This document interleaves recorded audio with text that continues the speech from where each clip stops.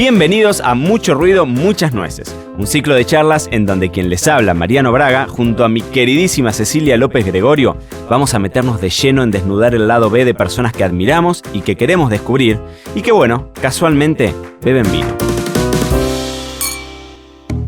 Este episodio es presentado por Nomacork by Vinventions. No hay temor en asegurarlo. Él, muy probablemente, se ha recordado algún día como el enólogo número 1 del mundo. Desde su Burdeos natal, imprimió un sello inconfundible, cambiando para siempre la historia de la vitivinicultura, no solo en Europa, sino también en Sudamérica, con el foco en Argentina. Hoy tenemos el honor de recibir en nuestro ciclo a una de las máximas personalidades del vino. Hoy conversamos con Michel Rolland. Bueno, Ceci, muy bienvenida. ¿Cómo estás, Marian? Episodio 7 de nuestro podcast. Y hoy tenemos un lujazo. Sí. Bomba. No nos anduvimos con chiquitas en esta primera temporada. Y la verdad es que, tenemos una figura súper icónica para todos los que trabajamos en el mundo del vino. Sí. Definitivamente es un número 1 en muchísimos aspectos y viéndolo desde la Argentina ha sido una de las grandes personalidades que cambió para siempre la historia de los vinos argentinos, pero no solamente en Argentina, porque de hecho lo tenemos del otro lado del charco. Nos vamos a ir hasta Burdeos y le vamos a dar la bienvenida al gran enólogo Michel Rolland. Michel, ¿cómo estás? Buen día, Michel. Muy bien, muchas gracias. Del otro lado del charco, en Burdeos. Como ha dicho, del otro lado del Atlántico, sí. Vos sabés, Michel, estábamos hablando con los chicos, con los productores que nos dan una mano en todo el armado de este podcast y hablábamos de tu español, que tu español es muy pulido, teniendo en cuenta que, por ejemplo, para los que hablamos español, para el argentino, el francés no es un idioma fácil para encontrarle el tono y demás, y me imagino que al revés también debe ser complicado. ¿Cómo es tu relación con el español? ¿Has llegado, aprendiste a estudiarlo acá en la Argentina? ¿Ya lo sabías desde antes?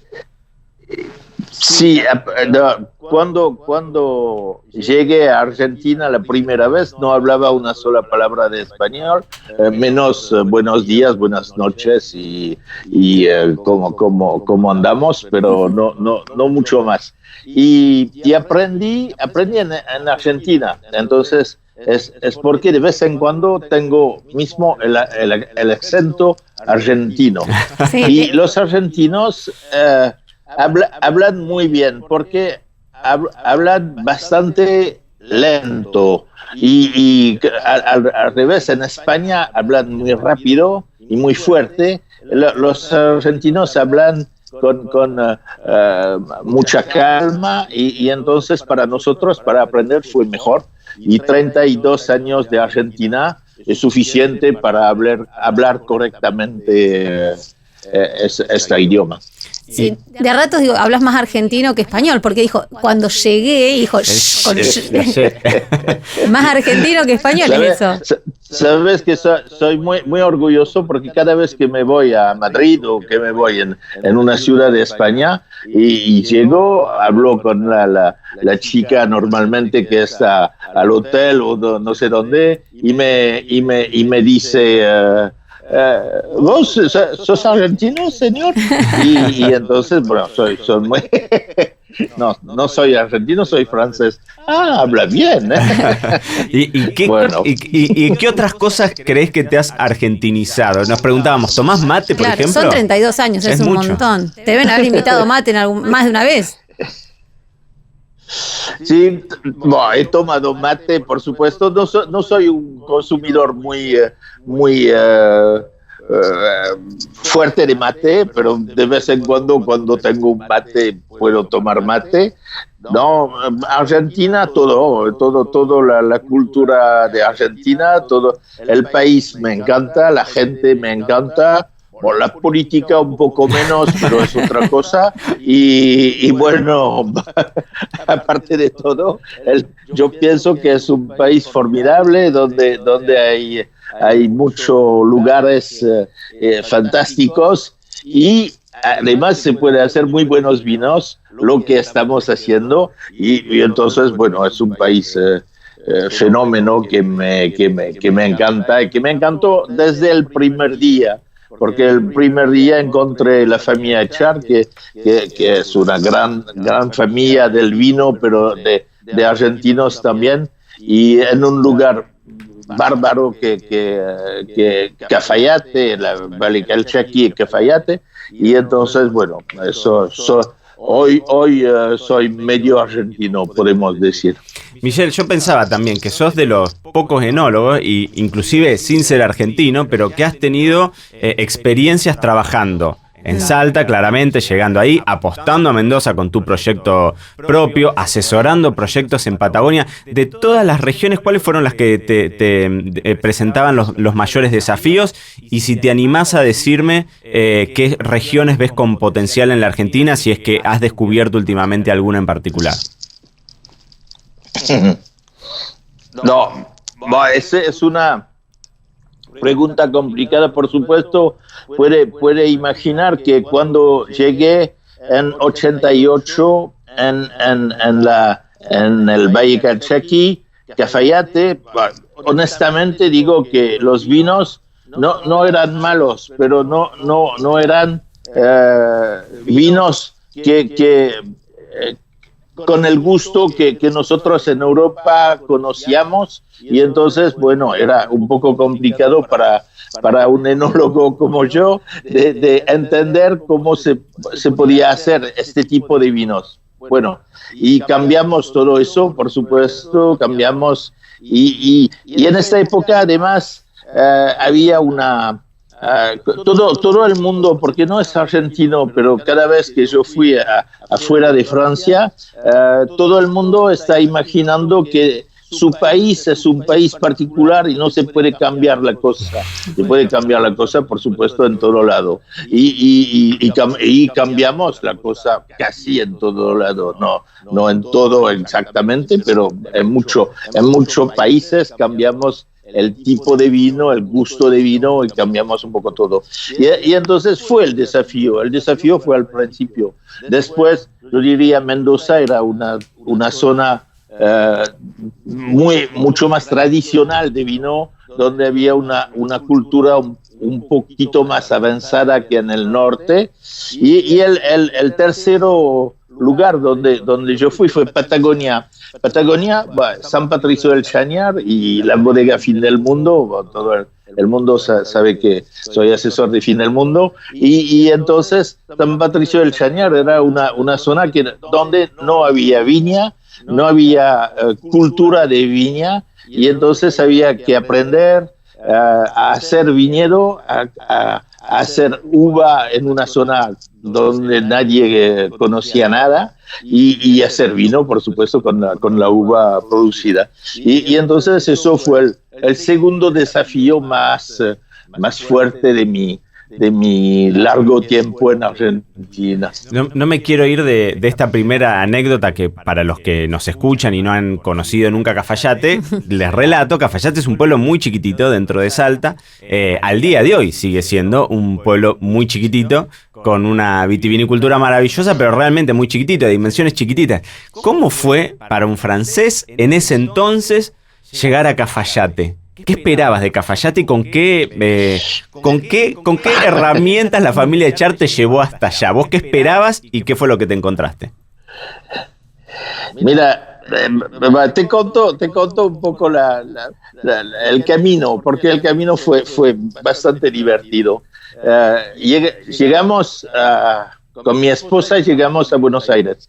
Bueno, la primera noche fuimos a comer al Jockey Club. Y la primera visita fue febrero 88, con mucho calor, hacía mucho calor en Buenos Aires, y fuimos al Jockey Club. Y bueno, tomamos un vino blanco, no hablamos de calidad de vino, pero tomamos un vino blanco, muy bien, y después tomamos un vino tinto. El vino tinto era a la temperatura de la cámara, de la pieza. Entonces el vino debe ser a 28 grados. Y hemos dicho a Arnaldo, mira Arnaldo, este vino 28 no se puede porque es intomable a esta temperatura. Y entonces, ¿qué hacemos? Hay que poner el vino en un balde con hielo para enfriar un poco, que sea 18, 19 grados, pero no 28.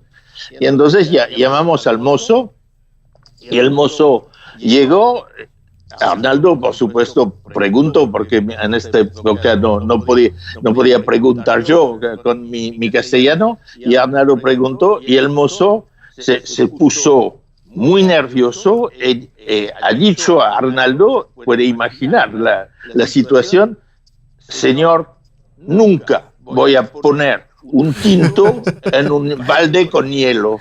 Y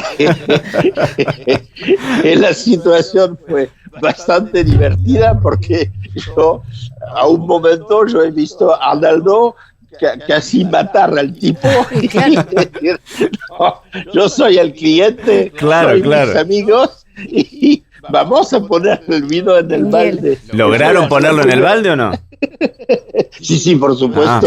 Puede imaginar que fue algunos minutos después llegó el tipo con el balde con hielo. Bueno, fue el primer contacto por fin. Y al día siguiente nos fuimos al aeropuerto, volando hasta Salta, y de Salta fuimos a Cafayate, pero no fuimos a Cafayate en ruta directa, fuimos a Cafayate por Cachi, entonces por la ruta dentro del valle. Una maravilla total. Hermoso. Pero puede imaginar un tipo saliendo de Burdeos como yo, llegando en esta zona que estaba totalmente perdida y improbable, y cruzamos todo esos caminos de ripio, de tierra, y pasamos, y con mi esposa estábamos mirando y diciendo, pero ¿dónde vamos? ¿A dónde nos han traído? ¿Dónde vivimos? ¿Dónde podemos llegar para hacer vino en una zona así? Y bueno, por supuesto, tomo todo el día, porque es bastante kilómetros. Una maravilla total, pero muchos kilómetros. Y por fin llegamos en este pueblito de Cafayate, donde había la gente local, muy típica, podemos decir. No había turista, había algunos un poco, ¿cómo se puede decir? Fumando un poquito. Claro, hippies. Hierba, y bueno, y tomando mate, justamente. Y bueno, pero fue algo muy divertido, y en Cafayate ahora hay hoteles, hay restaurantes, hay de todo. En esta época no había nada, y entonces era un pueblo fenómeno. Me encantaba Cafayate, por supuesto, y bueno, pero fue realmente un viaje iniciático y muy interesante, porque nunca habíamos visto una zona tan lejos de todo y tan lejos de nuestra cultura. Es el más importante. Sí, se me abren un montón de preguntas para hacerte, porque, bueno, después de esa situación tan inhóspita, terminaron transformando en un vino ícono de Argentina, sí, que ha marcado la historia y demás. Pero tenemos muchas preguntas, así que vamos a ir de a poco. Vamos a saltar otro tema, que yo diría casi que todo este podcast está resumido en esa pregunta. Yo tenía ganas de hacerte una única pregunta, después podemos charlar de lo que quieras, pero yo quiero que hablemos de tu cava de vinos, de los vinos que vos coleccionás, de esas 30.000 botellas que tenés, de las que hablamos en alguna oportunidad, en alguna conversación. Quiero que me cuentes eso. A ver, contame, ¿dónde los guardás? ¿Cuáles son tus vinos preferidos de esa cava? ¿Cuáles son los vinos que tomás a diario? Y después vamos charlando. Bueno, entonces yo tengo una cava, como ha dicho, bastante grande. Hay 30.000 y pico de botellas. Bueno, pero como siempre, una cava tan grande, hay de todo. Hay grandes vinos, hay vinos de media gama, y hay vinos ahora que no se puede tomar porque son demasiado viejos por el vino mismo. Entonces, pero empecé mi cava personal hace 40 años. Entonces son 40 años, hemos puesto vino y bueno, tengo 3 lugares porque 30.000 botellas no es poco y 3 lugares, pero en la misma zona que una propiedad que tengo en Francia y donde hay 2 lugares con climatización, uno que es un viejo edificio que no necesita climatización y además fue el primero donde he puesto vino y entonces no estaba tan fácil de climatizar y bueno, ¿qué vino?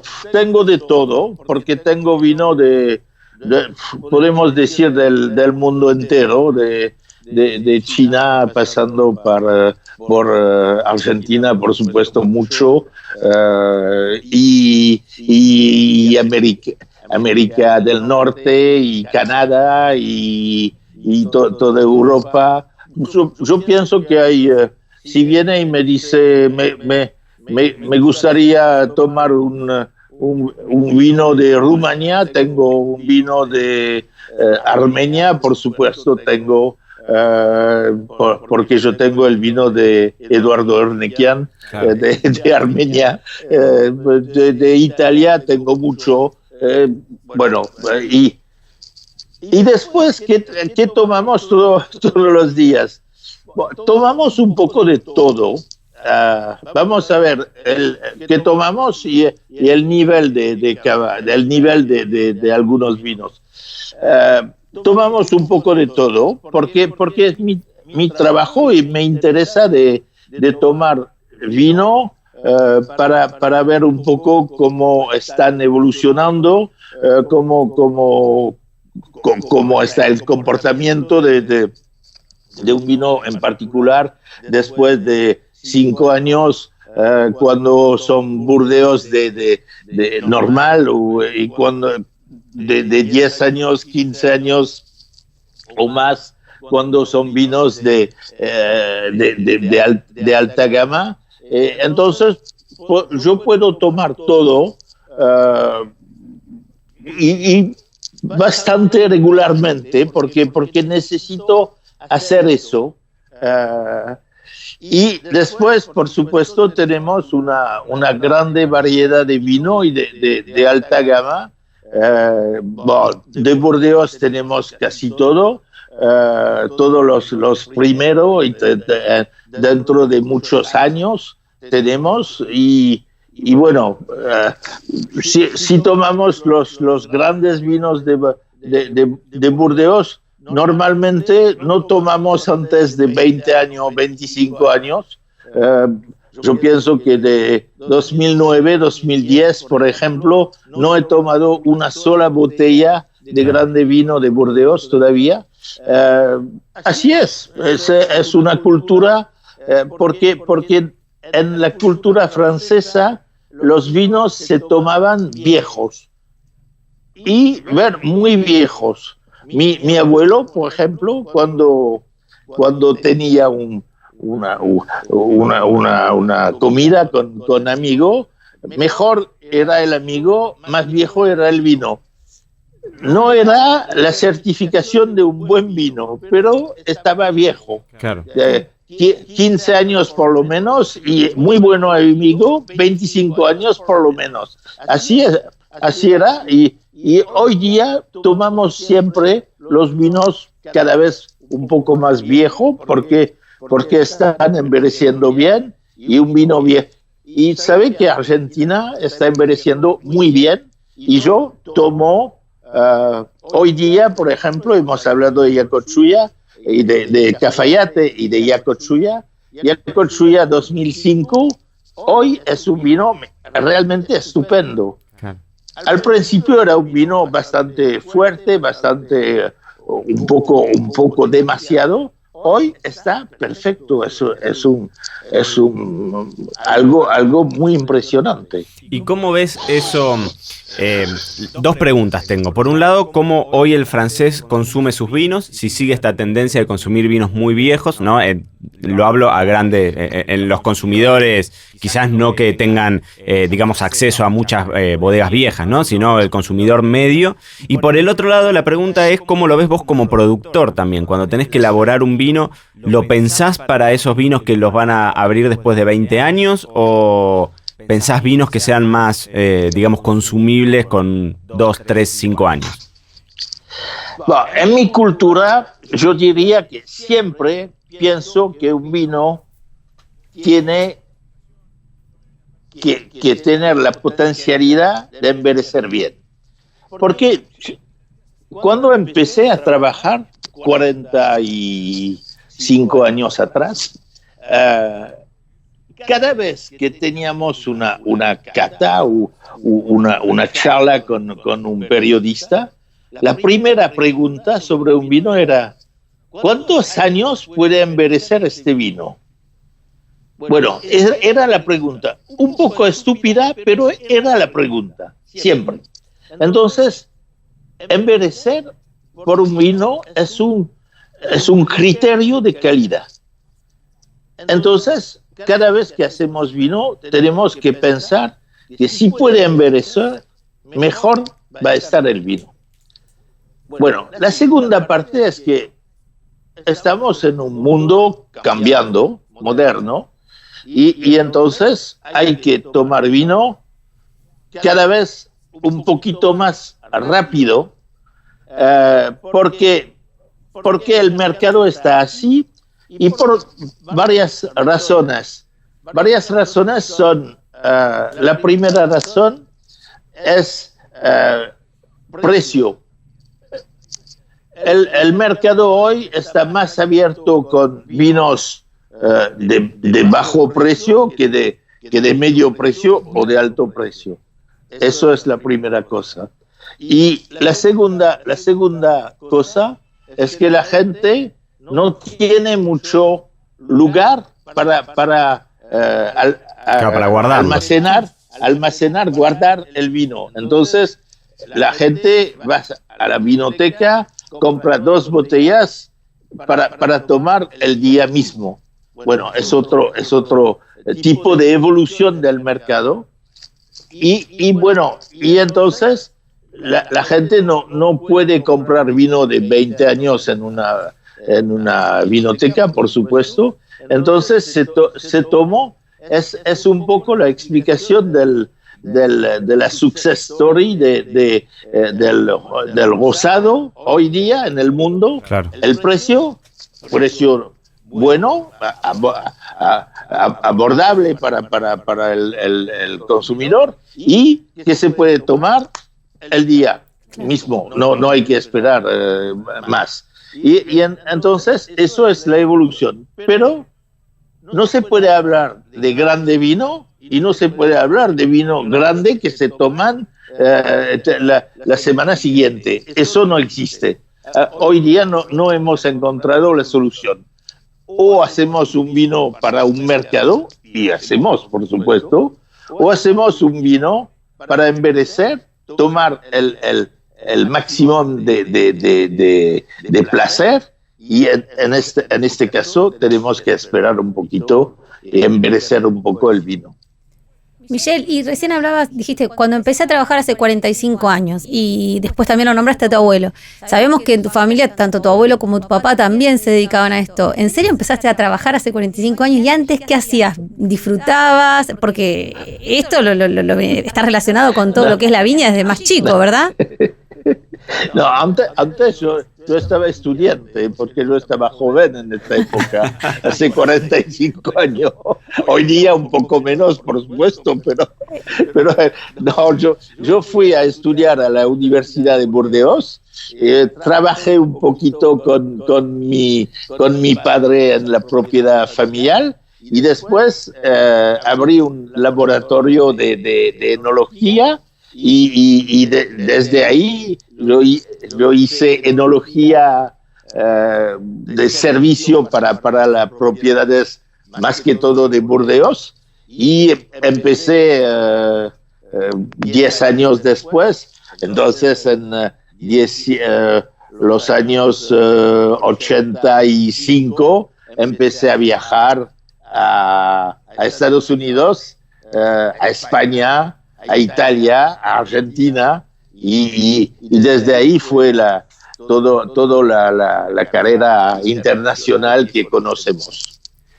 Quiero volver un poquitito más atrás, que cuando hablábamos del vino, de la industria del vino francés, y te quería hacer una pregunta, viéndolo desde acá, desde la distancia. ¿Cómo hoy el vino francés está influenciado por la crítica de vinos? ¿Cuánta trascendencia le siguen dando a los grandes puntajes y demás? Y si eso es lo que sigue marcando un poco la cancha del mercado del vino, o que si en algún punto lo ves como de modeo, como, digamos, fuera de moda, y quizás redes sociales y un poco esta democratización de la información, de que cualquiera con un vino en la mano tiene la posibilidad de dar su opinión y ser escuchada. ¿Cómo ves eso? ¿Cómo ves eso desde el punto de vista de Francia, ¿no?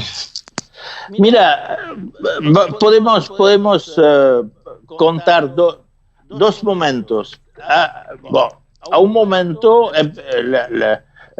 algunos catadores empezaron a dar puntajes a los vinos. Bueno, dentro de esa historia, que tiene 40 años, más o menos, 35 años, hubo un personaje en el mundo que ha tenido una fuerza enorme. Era Bob Parker, y que escribía su letra Wine Advocate. Y él ha sido hegemónico en el mundo. Entonces, un japonés, un inglés, un chino, un argentino, estaba mirando el puntaje de Parker. Bueno o malo, no sé, pero existía. Desapareció Parker, y hoy día hay un montón de críticos que hacen un trabajo, no voy a decir bueno o malo, por supuesto no soy de acuerdo con todos, porque todos mismos no están de acuerdo entre ellos. Entonces, por supuesto, yo tengo algunos que me parecen mejor que otros. Pero, bueno, dan puntaje, pero con este tipo de diferencia que hay entre catadores, el público se está perdiendo un poquito, porque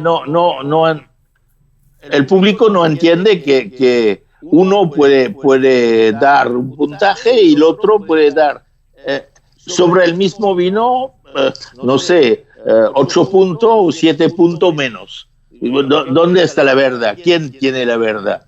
Por supuesto, nadie. Pero entonces, yo pienso que hoy está bajando el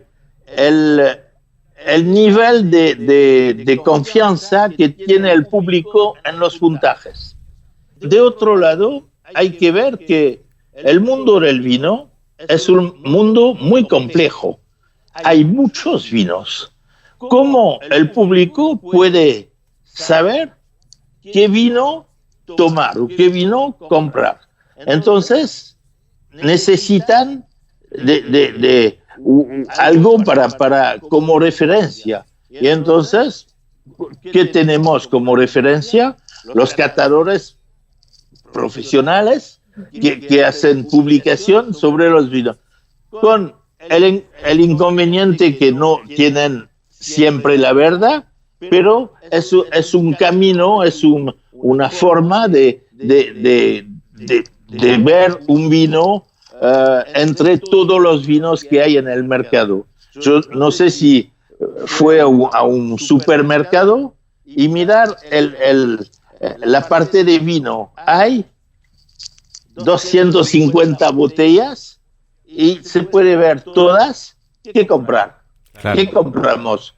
Entonces, hay que tener referencia, y en eso los catadores son buenos. El tema es que de vez en cuando, con un poquito más de humildad, sí. Sería mejor, porque cada uno está pensando que tiene la verdad en su mano, en su lápiz. Yo no creo, pero es algo necesario. Es algo que no tiene, no está 100% bueno, pero necesario. Y pensaba, porque yo, digamos, los que te vemos de afuera, sos una persona que laboralmente está completamente consumada. Ahora, ¿cómo te impacta a vos en tu corazoncito cuando ves que un vino que vos hiciste hay un crítico que le pone menos de 90 puntos? ¿Qué te pasa a vos por adentro? Nada. ¿Sí? ¿Podés disociarlo perfectamente y decir, no, está bien, es su opinión y no me... Lo que me va no afectar, pero lo que me va a enojar, porque no me afecta, me enoja. Y si el vino tiene el mérito de más, claro. de más de 90. Yo digo, este tipo es estúpido, pero normalmente lo sabemos antes. Claro, no hace falta que emita la opinión. No hay grandes sorpresa. Claro. ¿Y cuál es la relación actual que tenés con Robert Parker? Y mira, es una relación muy débil porque está totalmente retirado, no viene más en ningún lugar. Está viviendo en Baltimore, en Estados Unidos, y no está catando vino, menos los vinos de su cava propia, claro. y no está escribiendo. Entonces, de vez en cuando charlamos un poco por teléfono o intercambiamos un mail y listo. No hay más relación profesional porque él ha decidido de parar completamente su actividad. Y lo decís y se me cruza la pregunta y te la tengo que hacer. ¿Vos te ves en algún momento tomando una decisión así drástica de decir, bueno, me voy absolutamente del mundo del vino, pero me jubilo y nunca más y desaparezco de la faz de la tierra vínica? Me siento a tomar de las 30.000 claro. botellas que tengo en la cava. ¿Pensás hacer eso en algún momento o no lo ves como una opción? Mira, a un momento no tengo ganas de ninguna manera. No quiero parar. Me gustaría tener 40 años menos y seguir corriendo a través del mundo, por supuesto. El tema es que, como hemos dicho, 45, y exactamente son 48 años, porque empecé en 1973. Entonces son 48 años y puede imaginar que 48 más los años que yo tenía antes son 73 que van a pasar en poco tiempo porque es el 24 de diciembre. Entonces, bueno, 73 años, a un momento puede pasar que no puedo caminar, no puedo viajar, no puedo catar, no puedo... Y con la COVID puedo perder mi nariz, puede imaginar. Y bueno, no sé lo que puede pasar. Veremos, pero honestamente yo no tengo ninguna idea de parar a un momento porque es tan divertido lo que estoy haciendo. No puedo hacer como hace 20 años, hacer 14 países, hacer 130 o 135 propiedades a través del mundo. No, hoy día tengo que bajar un poquito la velocidad, pero todo lo que estoy haciendo hoy me encanta. A la mañana yo estaba en una propiedad donde probé, puede ser como 110, 115 muestras de vinos. Pero es un gusto, realmente es un gusto. Y después tengo que parar porque me cansa un poquito, pero es siempre con gusto. No quiero parar, no tengo la idea. Habíamos hecho, acá en nuestro equipo, yo siempre cuento lo mismo, pero Ceci es la estudiosa de nuestro equipo y había hecho la siguiente cuenta. Habíamos leído en algún lado que eran alrededor de 40.000 vinos al año que probabas. Eso nos da un promedio de casi 100 vinos diarios y serían algo así como 1.600.000 vinos en 40 años de enólogo. Michel, es mucho, ¿eh? No se lo diga al médico porque es pero mucho. eso iba a decir, esa es la prueba de que el alcohol no es tan malo, porque mira el estado en el que está y... No, es un cálculo un poco grosero. Sí, un poco tirado de los pelos, pero nos gustaba el número. Yo he probado 40.000 vinos al año durante, podemos decir, 20 años, de 1990 hasta 2010. Seguro que yo he probado 40.000 vinos al año, pero son 20 años. Igual son 800.000 vinos, ¿eh? Es un lindo número. Claro. Antes yo tenía menos para probar porque no había los clientes enfrente para darme las muestras para catar, y después de 2010 bajé un poco la velocidad y entonces hoy día hoy yo he probado 110 por ejemplo, pero no es todos los días. Hoy día era así, pero no es todos los días. Entonces, hoy bajé un poquito, pero pasé 20 años de mi vida, seguro que yo probaba 40.000 vinos al año. Es mucho. Es mucho. Michelle, y volviendo a esto que decías, por ejemplo, cuando estabas hablando del crítico, ¿no? Que dijiste, yo pienso, es un estúpido. Sabemos que muchas veces sos frontal y sos sincero, o sea, a veces no quedan en pensamiento, sino que también haces enunciados y son repolémicos, ¿no? Y está genial. Y la pregunta es, ¿vos sentís que ser así te dio más alegrías que dolores de cabeza? En el mundo del vino, claramente, ¿no? Sí, pero yo pienso que el tema, todos los críticos, vamos a decir, buenos o malos, son honestos. Todos están haciendo la cosa, trabajando mucho, con mucha aplicación, y yo pienso que son honestos. Pero el tema es que catar vino, yo pienso que yo conozco un poco el tema, necesita mucha humildad. Necesitamos ser humildes, no se puede hacer de otra forma.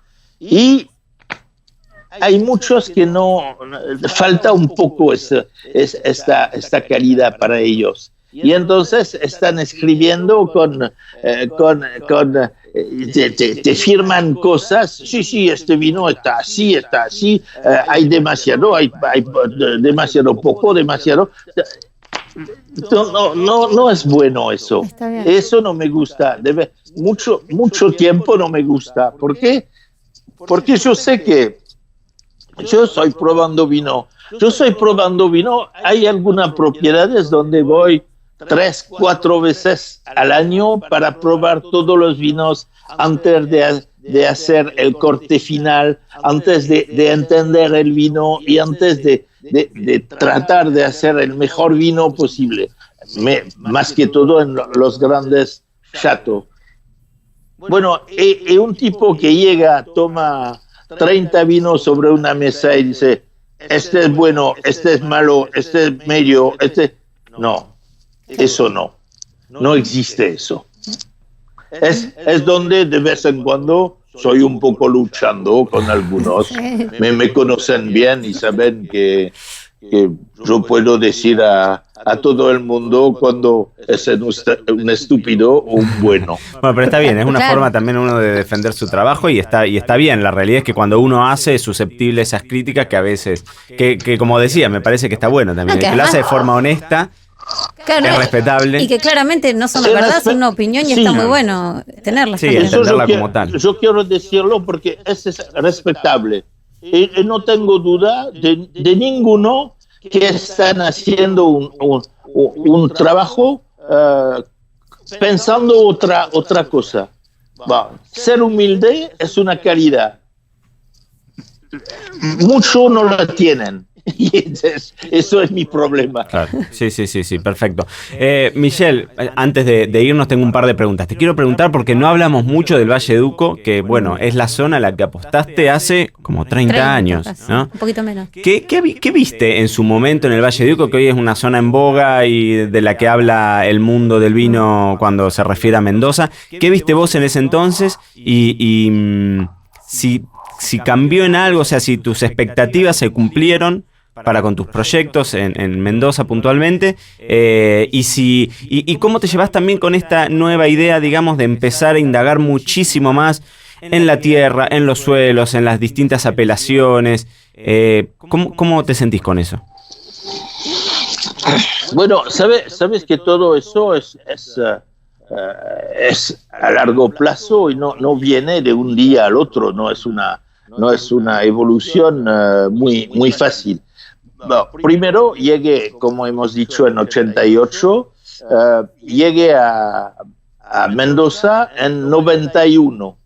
En 91 empezamos a asesorar a Trapiche.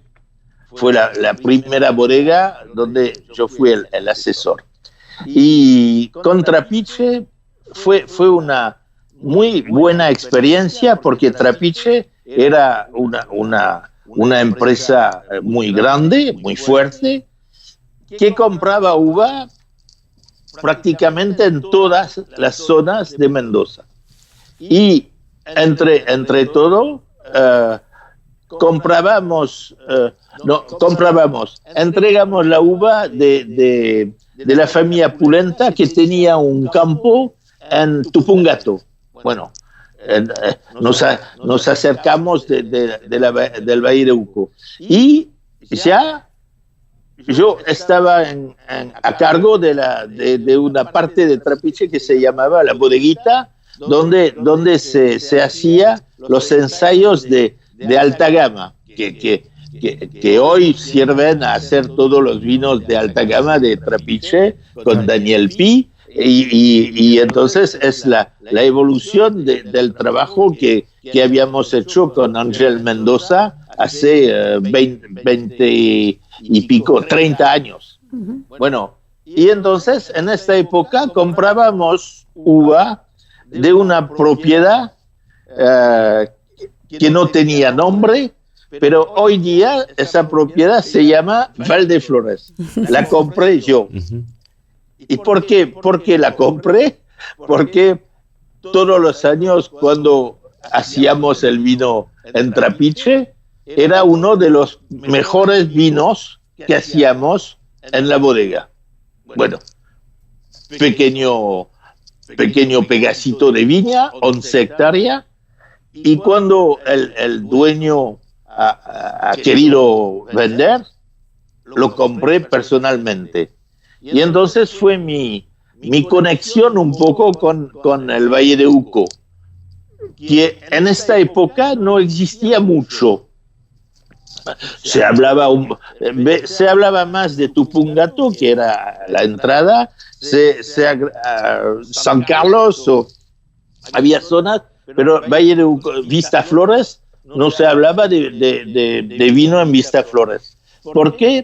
Porque había que subir un poco a la montaña, y en los 90, al principio de 90, no había riego por goteo, había riego por menta, por inundación. Claro. Y entonces, cuando está subiendo a la montaña, con el pendiente no se puede regar, por supuesto, y porque el agua corre inmediatamente y no sirve para regar. Pero al mismo tiempo entregamos el riego por goteo, y esa era la solución para subir un poco a la montaña y encontrar los terruños que tenemos hoy de muy buena calidad. Y cuando empezamos el Clos 7, no había nadie a la vuelta o alrededor, y hoy día hay viñedo en todo lado. Sí, había mi amigo François Lurton, que estaba empezando más o menos al mismo tiempo, un poco antes, 1 año, 2 años antes, pero no había otro. Hoy día hay viñedo en todo lado, pero en todo lado son riego por goteo. Y entonces fue la solución para hacer vino en esta zona, y hemos visto que esta zona estaba capaz de hacer grandes vinos, y hoy día hay mucha gente haciendo vino. A las pruebas me remito. Tal cual. De ahí salen grandísimos vinos de la Argentina, muchos de los cuales vienen de tu mano. Michel, bueno, tenemos que ir cerrando, pero para cerrar, la idea es que nosotros siempre terminamos este podcast con una serie de frases que te vamos a proponer. Son frases incompletas que te invitamos a que vos las termines, ¿sí? Como quieras, con lo primero que se te venga a la mente, ¿sí? ¿Vamos con eso? ¿Vamos? La primera dice, si Michel Roland fuera un vino, ¿sería? Valdeflores. El mejor vino del mundo tiene que tener...